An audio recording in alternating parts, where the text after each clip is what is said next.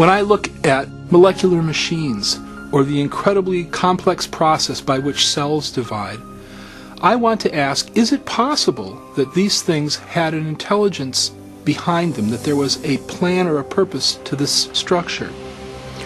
Science ought to be a search for the truth about the world. Now, we shouldn't prejudge what might be true. We shouldn't say, I don't like that explanation, so I'm going to put it to one side. Rather, when we come to a puzzle in nature, we ought to bring to that puzzle every possible cause that might explain it. One of the problems I have with evolutionary theory is it artificially rules out a kind of cause even before the evidence has a chance to speak. And the cause that's ruled out is intelligence. Since the late 19th century, since the time of Darwin, in fact, in part because of Darwin's writing in The Origin of Species, scientists came to accept a convention, a definition of science that excluded the possibility of design as a scientific explanation. And that convention has a name. It's called methodological naturalism. And it just means that if you're going to be scientific, you must limit yourself to explanations that invoke only natural causes. You can't invoke intelligence as a cause. And yet, curiously, we make inferences to intelligence all the time. It's part of our ordinary reasoning to recognize the effects of intelligence. Consider, for example, these hieroglyphic messages carved upon the ruins of Egyptian monuments. No one would attribute the shapes and arrangements of these symbols to natural causes like sandstorms or erosion. Instead, we recognize them as the work of ancient scribes, intelligent human agents. Similar reasoning leads us to conclude that the mysterious stone figures on the shores of Easter Island were not formed by the actions of wind and water over great periods of time. Nor do we presume that plants could grow into these familiar shapes without some manner of intelligent guidance. Of course, we make these inferences all the time, and we know they're correct. But the question is, on what basis do we make these inferences? What are the features that enable us to recognize intelligence? Recently, in a book titled The Design Inference, mathematician William Dembski has made an important breakthrough in understanding design reasoning. Dembski has identified the specific features of artifacts that cause us to recognize prior intelligent activity. I came to this by trying to look at how do we reason about design? What are the logical moves that we have to go through in order to come to a conclusion of design? So what I'm trying to do is to establish reliable, empirical, scientifically rigorous criteria for deciding whether something is in fact designed. So I was looking at the logic of it, and what I found was you need improbability and you need specification, the right sort of pattern, these objective patterns. According to Dembski, human beings correctly detect the activity of intelligence whenever they observe a highly improbable object or event that also matches a recognizable pattern. Just such a pattern is found in the Black Hills of South Dakota. If you travel through the West, you'll see lots of different shapes on mountainsides, most of which mean nothing at all. They're just rocks strewn in various patterns. But what you don't see are the faces of Lincoln, Jefferson, Teddy Roosevelt, and George Washington on mountainsides. The only place you see that is in South Dakota. And the reason it's there is because a sculptor, an eccentric sculptor, decided that he wanted to honor these presidents by spending the larger part of his life chiseling their faces in the side of that mountain. That pattern is improbable. A random hillside is also improbable, but a random hillside doesn't specify anything. We do know, though, that there were 4 guys who were presidents of the United States who had particular patterns with their faces, and those patterns on the mountainside in South Dakota match faces elsewhere. If I look up and see the faces, I immediately recognize that they match the faces of the 4 presidents that are known from money or portraits at the National Gallery or paintings and books. And so I realize when I look at Mount Rushmore, we have not only a highly improbable configuration of rock, but one which matches an independently given pattern that reliably indicates intelligence. So we have a small probability, specification, it's design.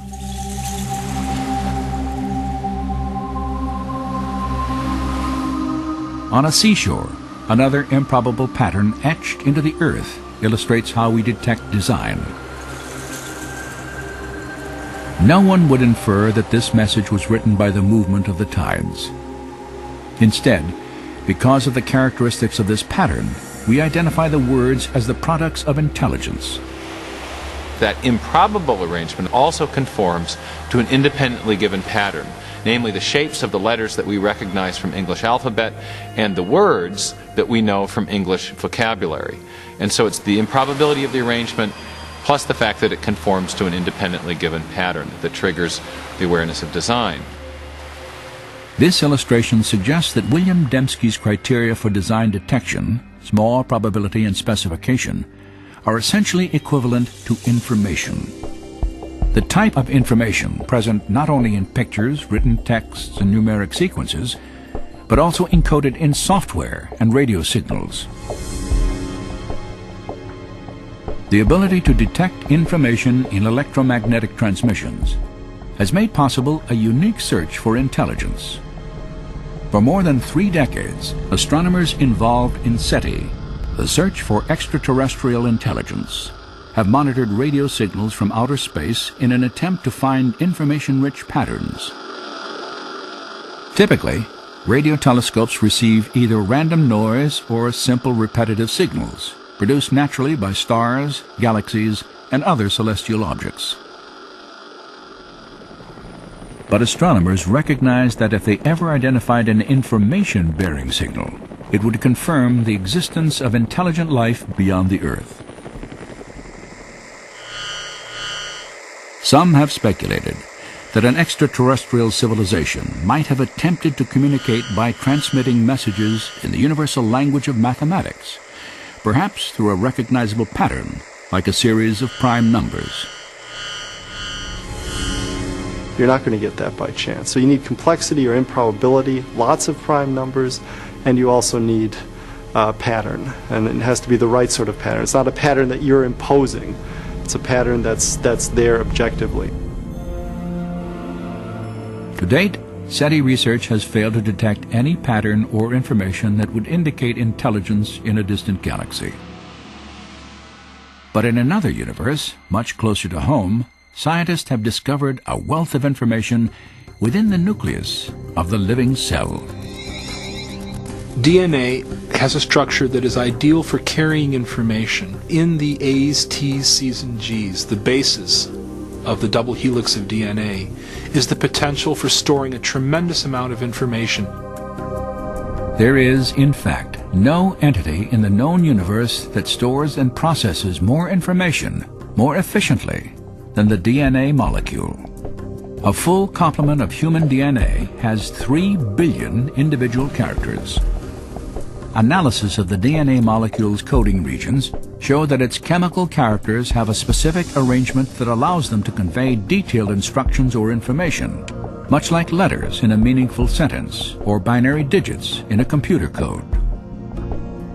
Bill Gates has said that DNA is like a computer program, only much more complex than any we've been able to devise.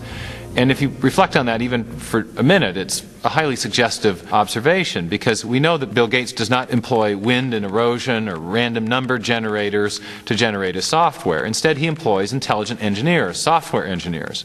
And so everything we know in our experience suggests that information-rich systems arise from intelligent design.